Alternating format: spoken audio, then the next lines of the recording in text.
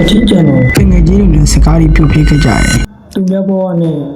မင်းဘဝကိုမနှိုင်းရှင်ပါနဲ့တငယ်ချင်းတွေနဲ့စကားတွေပြောပြခဲ့ကြတယ်ဘဝမှာပျော်ရွှင်ရဆုံးအချိန်ကဟောင်းရီတူတူကြည်ကြည်မရှိသေးတဲ့အချိန်ပါပဲအဲ့ဒီအချိန်တော့တငယ်ချင်းတွေနဲ့စကားတွေပြောပြခဲ့ကြတယ်အတူတူချင်းတွေကုံဆုံးပြခဲ့ကြတယ်အတူတူပျော်ပြခဲ့ကြတယ်ဒါပေမဲ့ဖုန်းတွေတူတူကြည်ကြည်ပေါ်လာပြီးတဲ့နောက်ပိုင်းမှာကျွန်တော်တို့တက်ပြီးတော့စကားမပြောပြကြတော့ပါဘူးအကောင်လေးတွေမိဆိုင်နေပေမဲ့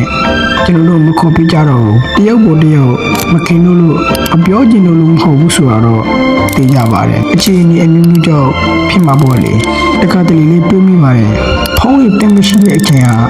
ကတော်တော်လေးပြုံးဖို့ကောင်းပါလားဆိုတော့ပေါ့နောက်ဆုံးတော့လေဒါလေးအောင်တော့ပြီးဆုံးသွားပြီပါပြီပေါ့လေဒါမဲ့တငယ်ချင်းတွေတော့တတိယနေစေပါပဲအချင်းချင်းနဲ့လူတို့မင်းကတယောက်တည်းနေရတဲ့အချိန်မှာဖြစ်ဖြစ်တယောက်တည်းရှိတဲ့အချိန်မှာဖြစ်ဖြစ်အထီးကျန်နေပြောလိုက်ကြတယ်ပေါ့ဒါကမမှန်ဘူးလားဆိုရင်တော့မှန်ပါတယ်နည်းနည်းလေးပါပဲဒါပေမဲ့တယောက်တည်းနေရတဲ့အချိန်ကကိုယ်စိတ်ကိုနောက်တော့ရတဲ့အချိန်တွေဖြစ်တတ်ပါတယ်အထူးသဖြင့်ကျွန်တော်ရဲ့ဘဝမှာဘာလို့လိုချင်တယ်လဲ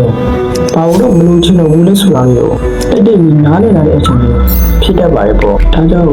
တယောက်တည်းနေရတာကိုနားလည်ဖို့ကိုပြန်လည်သုံးသပ်ဖို့အတွက်ဒီတယောက်တည်းနေခြင်းဟာနည်းနည်းလေးအထောက်အကူပြုရလို့ကျွန်တော်ထင်တယ်ပေါ့တခါတလေလူအများကြီးကမှရှိနေတာတဲ့တယောက်တည်းနေရတဲ့အချိန်တွေကကိုပိုပြီးရှင်းရှင်းလင်းလင်းဖြစ်စေတဲ့ပေါ့လေ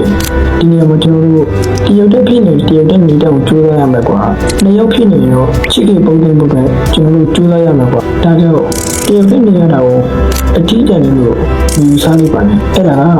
ကကိုနားလည်ဖို့အတွက်ဘဝကပေးတဲ့သင်ခန်းစာတစ်ခုပါသူများဘဝနဲ့မင်းဘဝကိုမနှိုင်းရှင်ပါနဲ့လူတော်တော်များများစိတ်နေကြတာဘဝမကောင်းဘူးထောက်ပါသူများဘဝကိုကြည့်ပြီးတော့ကိုယ့်ဘဝနဲ့တိုက်တာနေရလို့ပါတခါတလေကျွန်တော်တို့ကကိုယ့်ဘဝကိုတော့မကြည့်တော့ပဲသူများဘဝတွေကိုပဲကြည့်နေတတ်ကြပါတယ်အခုချိန်မှာဆိုရင်ပိုဆိုးတာပေါ့လေဆိုရှယ်မီဒီယာပေါ်မှာလူတချို့ရဲ့အောင်မြင်မှုတစ်စက်တစ်ပန်းကိုမြင်ရပြီးတော့သူတို့ရဲ့အခက်အခဲတွေကိုမမြင်ရပါဘူးကျွန်တော်တို့လူတွေကလည်းအဲ့ဒီမြင်ရတဲ့တစ်စက်တစ်ပန်းတိတိလေးကိုပဲကိုယ့်ဘဝတစ်ခုလုံးနဲ့တော့နှိမ့်ရှင်နေရပါပဲဒါပေမဲ့အမှန်တရားတစ်ခုရှိပါတယ်ကျွန်တော်တို့လူရဲ့ဘဝတွေနေထိုင်မှုတွေအတွေ့အကြုံတွေကမတူပါဘူးဒါကြောင့်